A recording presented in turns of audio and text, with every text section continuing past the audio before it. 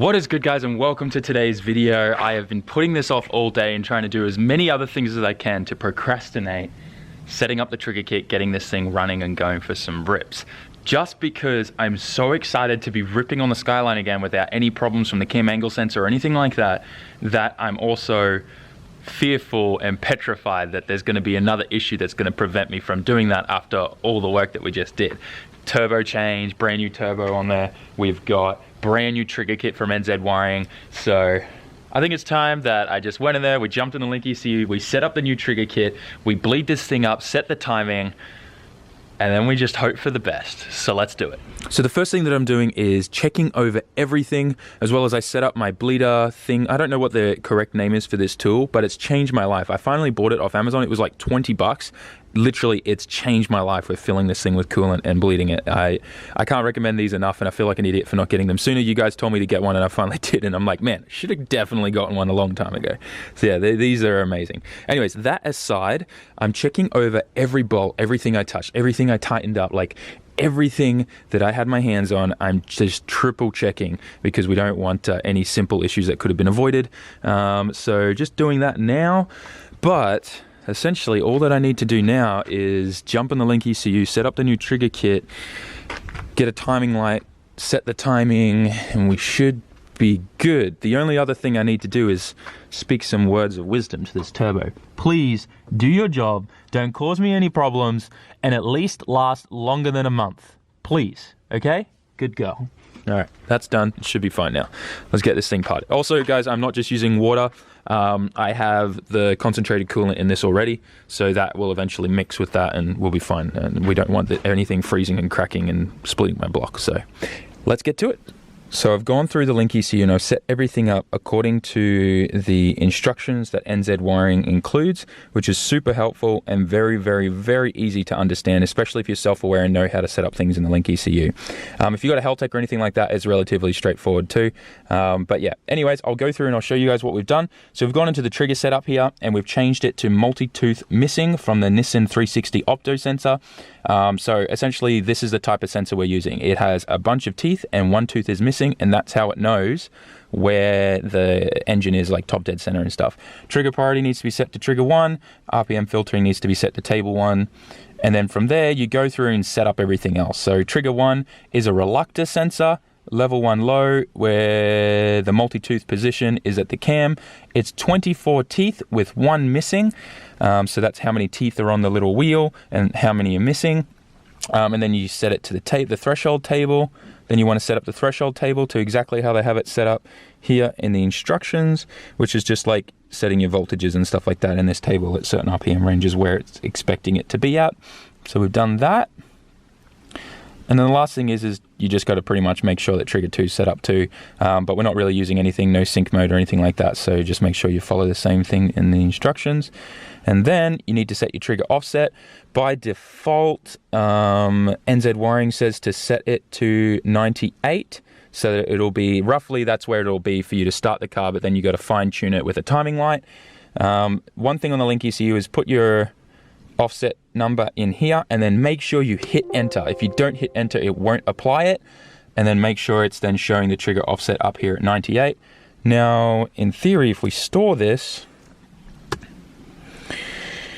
well, we got to wait till we actually have the ignition on, otherwise we can't store it. Once the ECU is online, yep, we're connecting to it. We want to save the settings that are on the PC to the ECU. All right. I'll just do another store to be safe. We're ready to start this puppy. Fingers crossed, everything's all good, guys. Wow. That started right away. So quick and smooth. All right. That was easier than I was expecting. Let's have a look at the tuning table. It sounds good too. Idle is crazy smooth. It's like bam, right on there too. Oh, lambda's working too. Hell yeah. We need to lean up our table a little bit. Let's give it a little bit of a throttle blip. That sounds incredibly better. Oh man, I'm pumped. I am so hyped for this. Hell yeah, I'm keen. All right, well, I'm gonna go through. We're gonna set up the timing light, make sure we're all G there. But so far it looks like this is awesome. This thing's never idled this smooth before. Man, it's insane how a trigger kit just has made everything so much better. Probably also gapping my plugs correctly helped a lot too, but damn, this is so sick. All right, it is finally time. I let this thing warm up the temperature. We bled it all out. The thing sounds so good. Like, it is insane how much this trigger kit has improved, just how this thing idles and how epic it sounds. So anyways, I got the GoPro set up here. I'm gonna start that because I want you guys to hear the turbo sounds that this thing makes, because I've never been able to record it successfully. We're lifting the hood up right now with my head. Now we'll grab it with my hand. That vlogger one-handed life. We're all locked into place, ready to go out for our maiden voyage. I literally had this thing idling for probably about a total hour, just letting it get up to temp and cycling through everything, checked oil, no leaks, no nothing. We are ready to go. Also hosed down my driveway and made sure that was all pretty from my kitty litter mess. Let's go for a rip. I'm literally so pumped. Let's get this GoPro running over here too. Oh, hopefully everything goes well, guys. Hopefully this solves all of my problems. We got the ECU here hooked up to the laptop. We're gonna do some logging.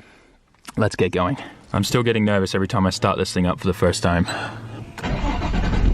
Yo, lucky number, boys. It's gonna be a good drive.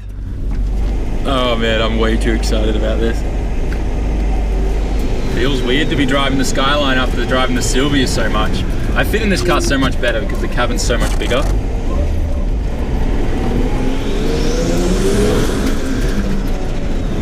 She's spool happy, hey. She's really spool happy. Let's just kind of see what she does.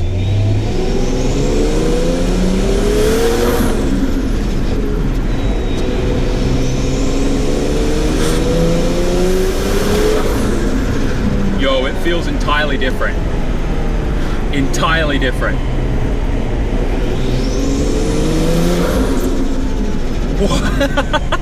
I'm not even giving it like any throttle, like just the tiniest bit of throttle. This thing feels epic. Oh, I'm way too pumped right now.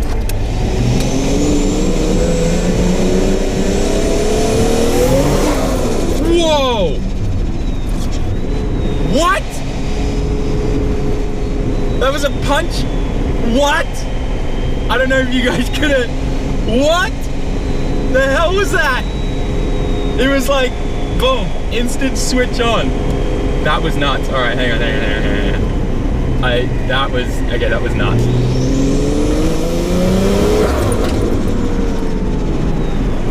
That was pretty crazy. It was like instant on the moment the boost got there. That was nuts.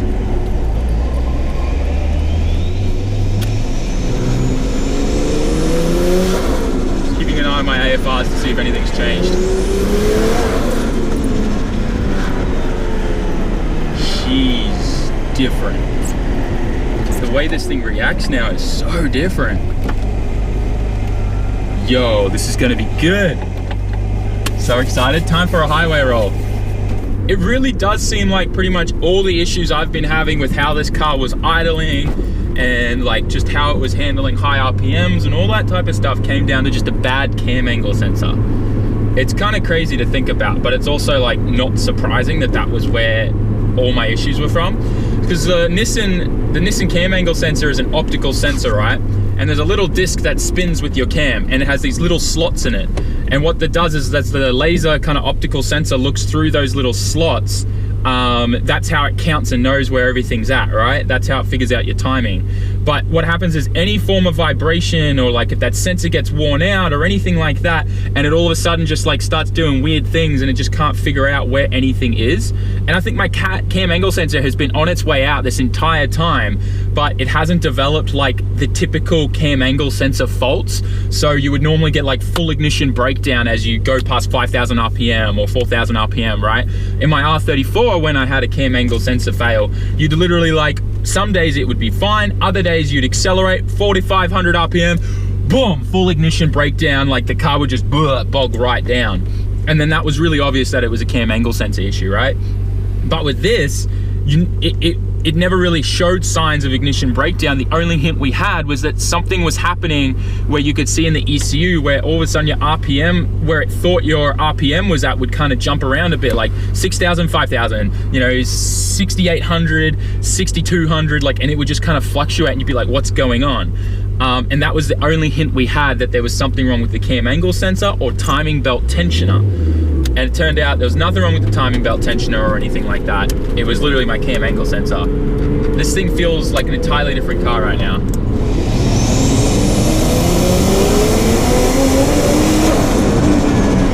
It's entirely different. It's entirely different. Boost control's working now. It's not going above 1 bar. I'm so happy. This is absolutely, oh man. Rolling into the gas station right now. There's a 34 4-door right there. That's funny. Oh man, I'm so hyped. This thing feels like an entirely different car now. I'm really excited to take this thing out to the track, get some new tires on it, see how we go. Drink, my precious. It's been a while, hasn't it? Feels good to be gassing this thing up.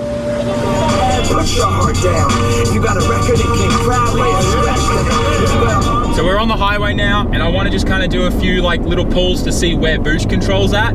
It's set up now to pretty much be boosting to maximum 1 bar of boost. So we'll drop it into third and just try and see where we're at.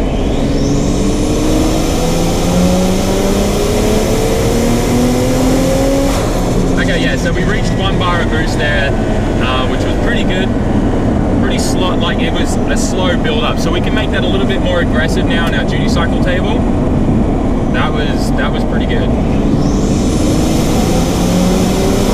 Like it gets up there pretty quick too, which is good. And we can play around a bit with timing and stuff to get that even faster. But now that we've got all those issues fixed, we can definitely have a bit more fun. Yeah, this is incredible, honestly, how smooth this thing feels now.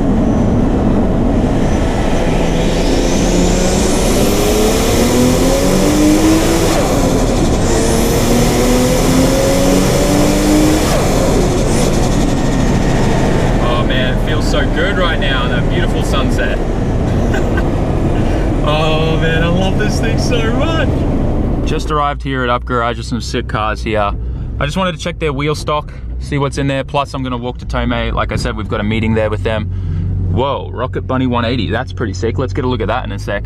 Let's park this thing up. So just been going through the data log here and everything is looking so good, literally.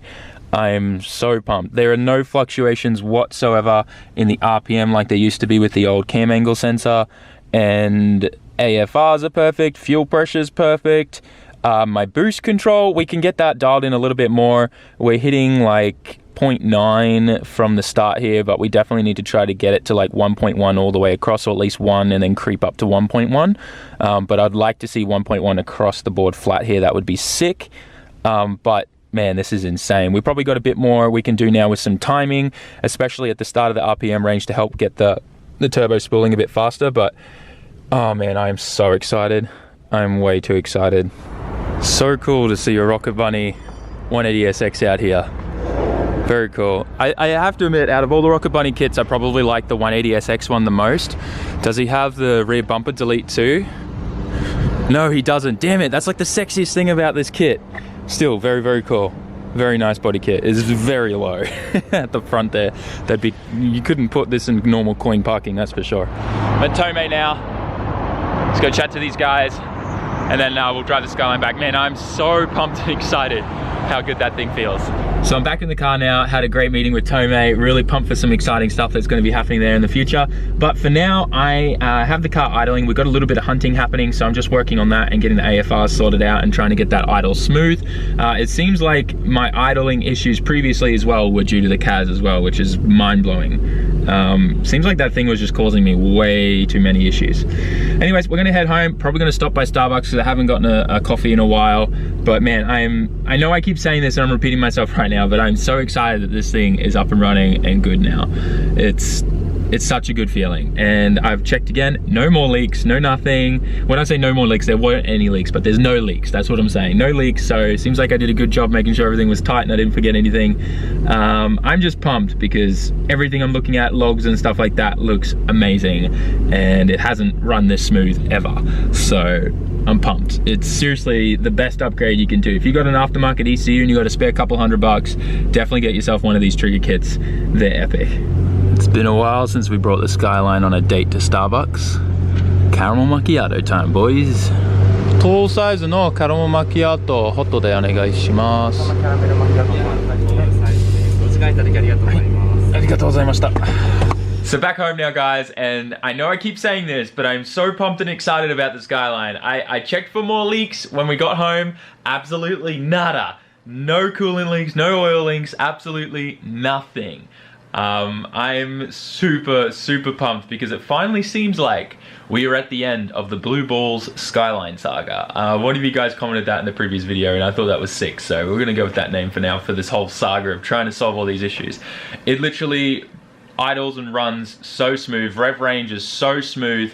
I was talking to Darren before. I sent him some logs and stuff. He'll be giving me a tune file tomorrow, and we'll be doing some cool stuff with timing and stuff like that, trying to get some more out of it now that we don't have to be so lenient with it, because we haven't been putting a whole heap of timing in. We've been just really basic, pretty much doing nothing because of how the CAS and how we were just seeing a lot of noise on there and we weren't happy with it. And with our knock limitations and sensors and stuff, how we've got them configured in the ECU, it was just doing weird stuff because of that cam angle sensor. So now that that's gone, we're not seeing those problems anymore, which now means we can add timing, which is gonna make this thing an entirely different beast. So I'm pumped, I hope you're pumped. We might go drifting tomorrow for a shakedown in the car. If not, I'll be in the S15. Either way, drifting content is still good. But for now, thanks for watching, guys. Make sure you like, comment, share, and subscribe. And I will see you all in the next video. Fingers crossed we're shredding the Skyline. Peace out. Ciao, mata.